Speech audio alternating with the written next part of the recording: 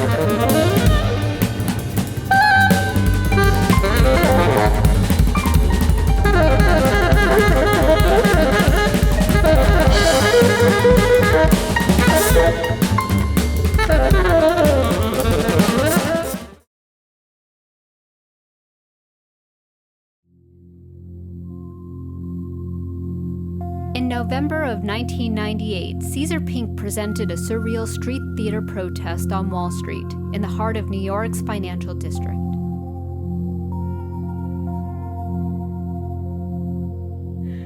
Our daily bread was crazy. We were all in masks and costumes down on Wall Street by the stock exchange. Caesar had us lay loaves of Wonder Bread about every 5 feet on the sidewalks. And attached to each loaf was an advertisement from Satan. The ad offered to buy people's souls in exchange for all the material possessions one can obtain by working a corporate job that leaves little room for spirituality. I've been working these dreadful day jobs in order to survive, and I could just feel my soul being sucked away. It felt like I was becoming an automatron. I've always wondered about the people I see living 9-to-5 lives. I see them in the subway looking so miserable, and I couldn't understand what kept them going. I started to suspect that perhaps they were so far removed from introspection or their own spirituality that they just didn't know there was any other way. Our daily bread was my way of releasing my own frustrations, and perhaps for just a moment, allowing these people to stand back and question what's really important.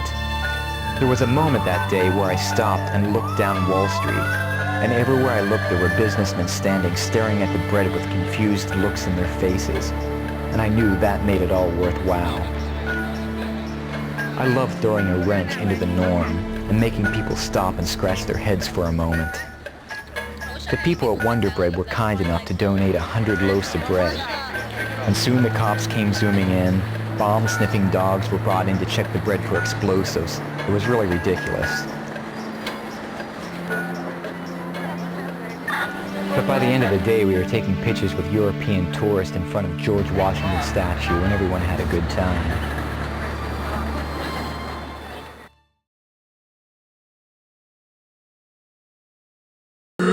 With my old love, I loved her through and through, and I'm searching for a new love. Can that new love be? I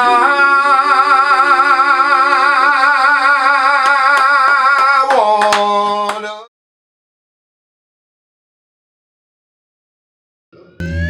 This is the way not to keep you down. All major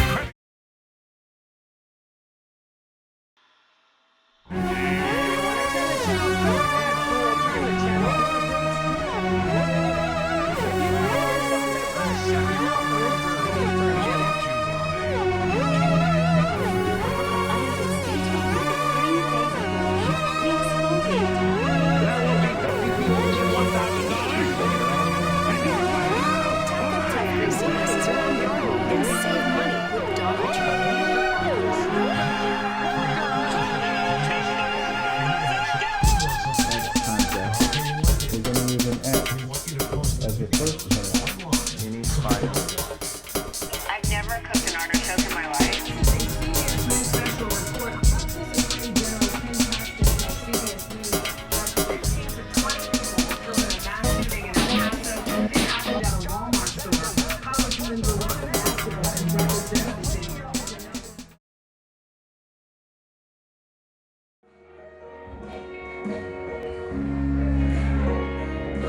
I'm a murderer for the dream of America, in the name of democracy, for unfair capitalism, for busting its down. I am a murderer.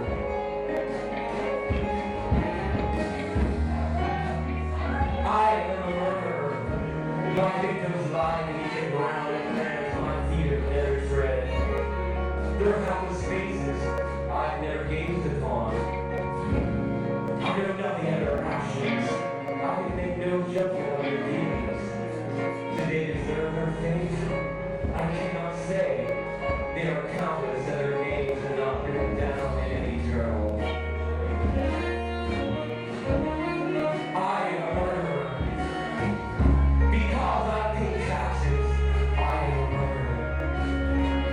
Because I cannot run out into the streets and shout, I am a murderer. Because I do not store the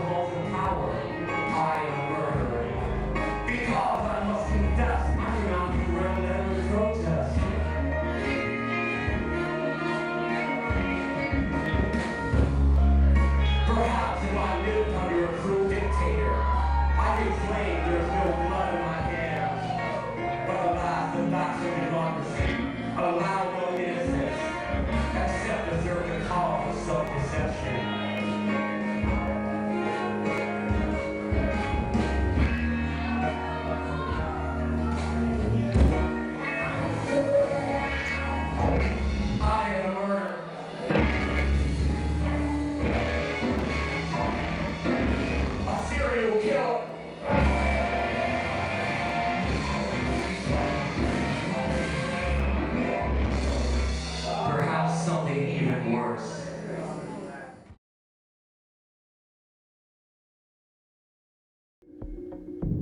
Imagine a nation where the government drops bombs on its own citizens.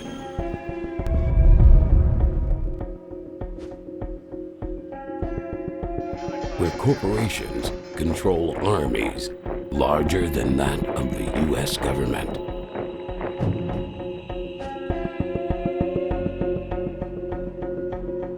Where the police, courts, judges, and juries are owned by big business.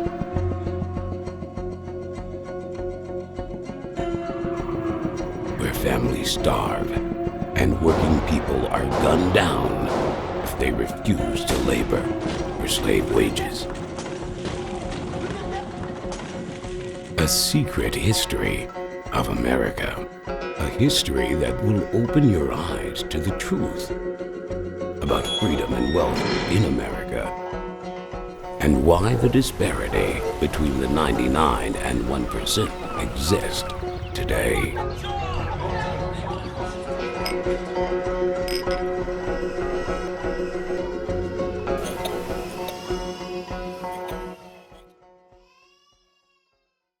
One of the most important stories in American history has never been told on film.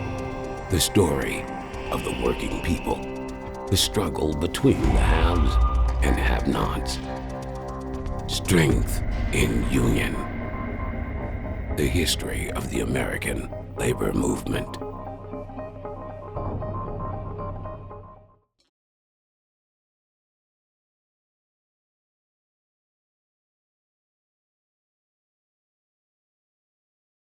A lot of folks are doing well. The top 1% are doing extremely well. They're back on track. But the 99% who are trying to play by the rules every single day, put food on the table, send their kids to school, they're still suffering.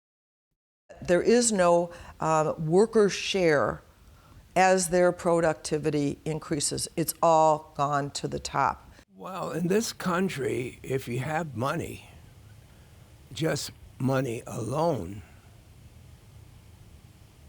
it makes money for you. You don't have to create jobs. You don't have to do anything. The whole world could be unemployed, but the stock market's doing good. Anyone you ask will say, no, I'm free and independent. I'm not influenced by anything. Sure, that's a reflexive answer. Nobody thinks they're being subjected to propaganda. If they did, the propaganda wouldn't be working. No, we don't have free trade, and nor do we have a free market. We have giant conglomerates. I mean, I think the economy is so skewed in this country, and by the way, the skewing of our economy is skewing our democracy. And so in other words, people have created racist policies out of economic, political, and sometimes cultural self-interest, and then they have, or their propagandists have produced racist ideas to defend those existing policies. And then the circulation of those racist ideas have led to our ignorance and hate. And so I, enslave black people because I want to make money. And then I produce racist ideas that these people should be enslaved because they're black. There were 60 people in the room, women and children as well as men, in Oklahoma City, trying to start an oil workers union. 6 men came in with overcoats on, and they didn't take their overcoats off. They just stood against the back wall. And the organizer leaned over to me and Woody Guthrie, the other singer there. Woody was the extraordinary man who wrote This Land Is Your Land and several thousand other songs.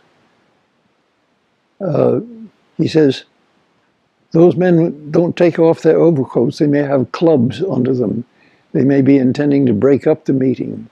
See if you can get the crowd singing. Well, we did get them all singing, the women and kids too. And they never did break up the meeting. Afterwards, they came forward and said, this is a different kind of a meeting than we were told it was going to be.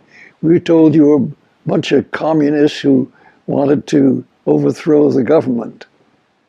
And they had clubs under baseball bats under their overcoats. They did say, you ought to have an American flag here, and the organizer said, you're right. Next meeting we'll have one right near the table. I think the big challenge for the labor movement in America is the systematic attack by the extreme right, the systematic attack by certain corporations that want to make sure that unions don't have a right to organize, that workers don't have a right to come together. And we were determined not to let one bullet kill a movement, only a man but not a movement. We thought Dr. King would have us pick up the broken pieces and move on.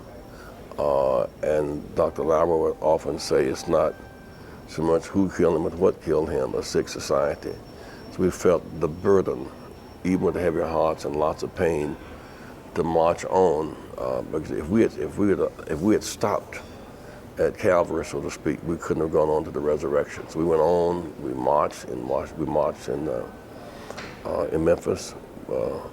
We on to Washington to the Resurrection City, the Poor People's Campaign. We refused to let one bullet kill a movement.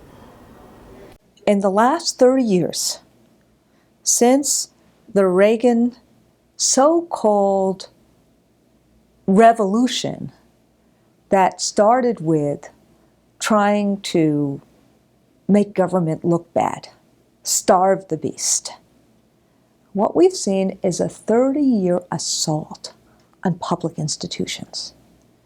And we see it in terms of education all the time.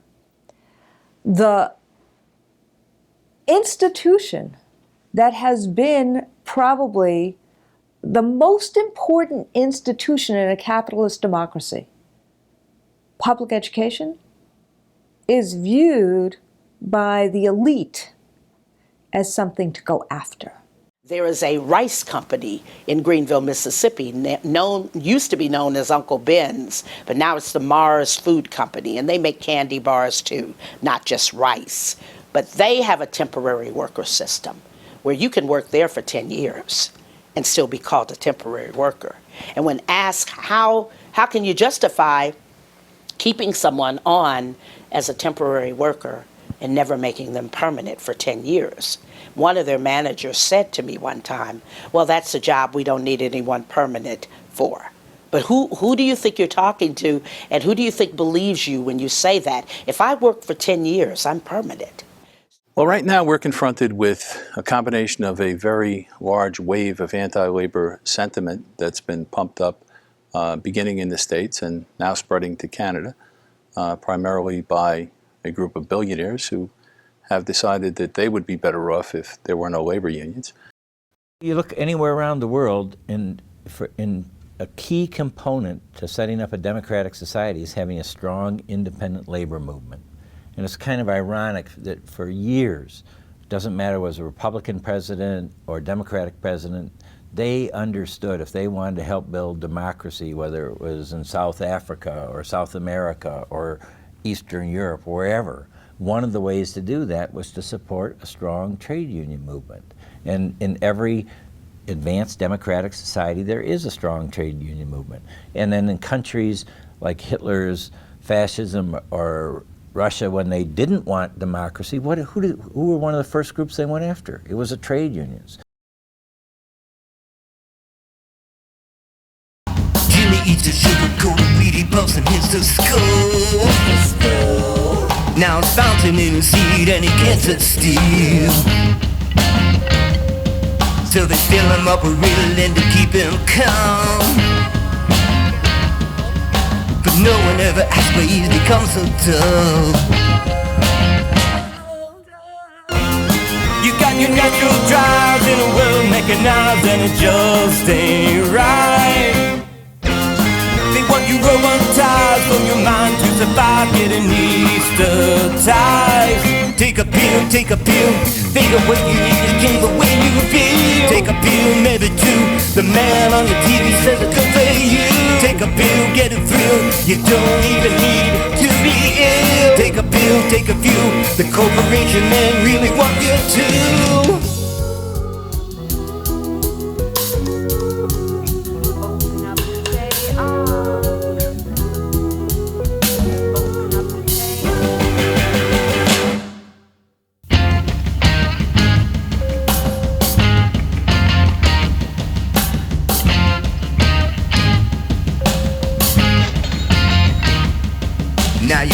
in your cubicle from 9 to 5. Computer screens and fluorescent lights. Soon you start to think that you don't feel quite right. Think it's just a thing to fix your life. If you're feeling blue, they got a purple pill that'll change your hue. And if you can't sleep, they got a green butterfly that'll numb your mind. Take a pill, think of what you need to get the way you feel. Take a pill, maybe two. The man on the TV says it's good for you. Take a pill, get a thrill. You don't even need to be ill. Take a pill, take a few. The corporation man really wants you to.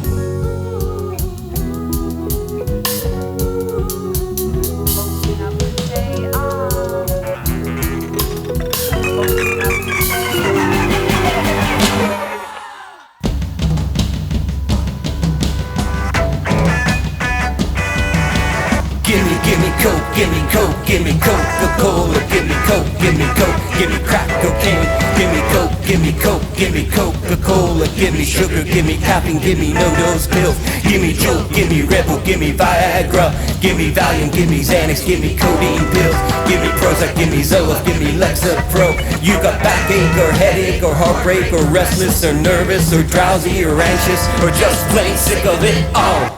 Your prescription is ready. Take a pill, think of what you need to change the way you feel. Take a pill, maybe two. The man on the TV says it's good for you. Take a pill, get a thrill. You don't even need to be ill. Take a pill, take a few. The corporation man really wants you to.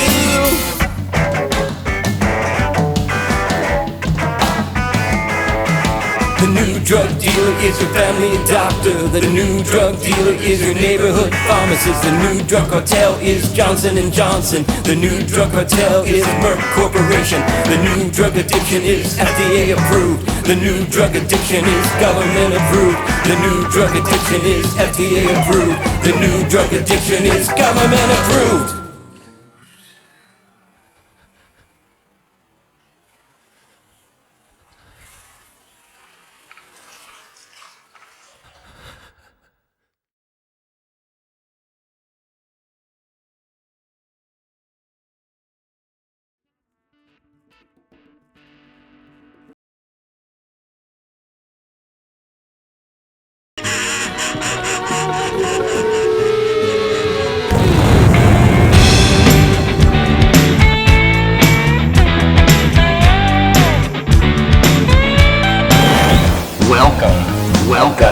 I've got something out there with you.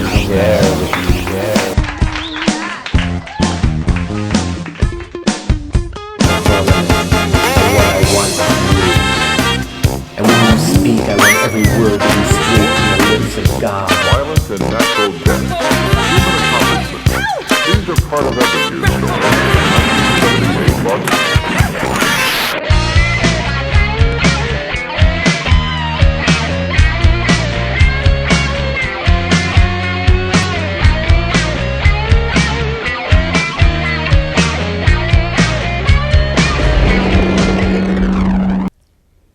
And now we'll take you to Caesar, who is talking with Keith Duncan.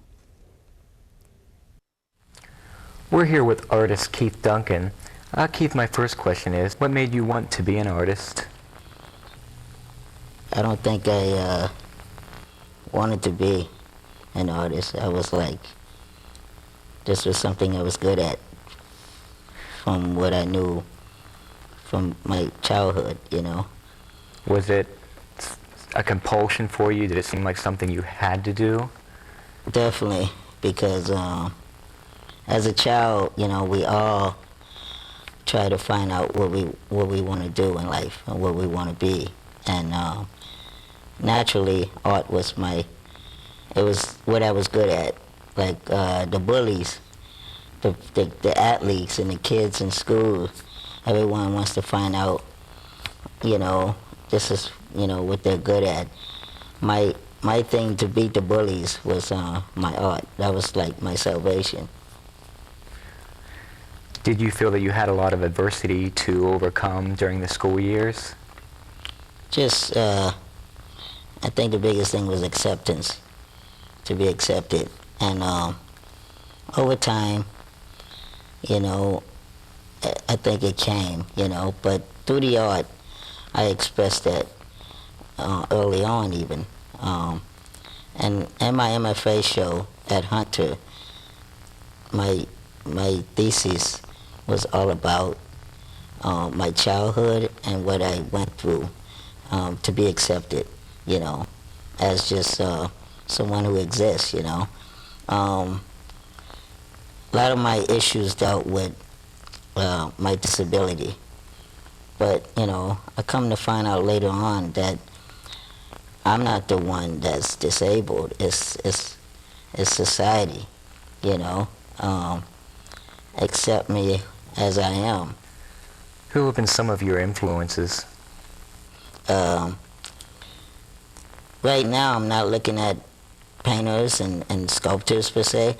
I'm listening to more music. You know, the fact that dance, music, theater, and writers, they're also artists. So my inspiration comes from outside the visual, because if you're always in the visual artist realm and your inspiration comes from that, your work is somewhat gonna look like that.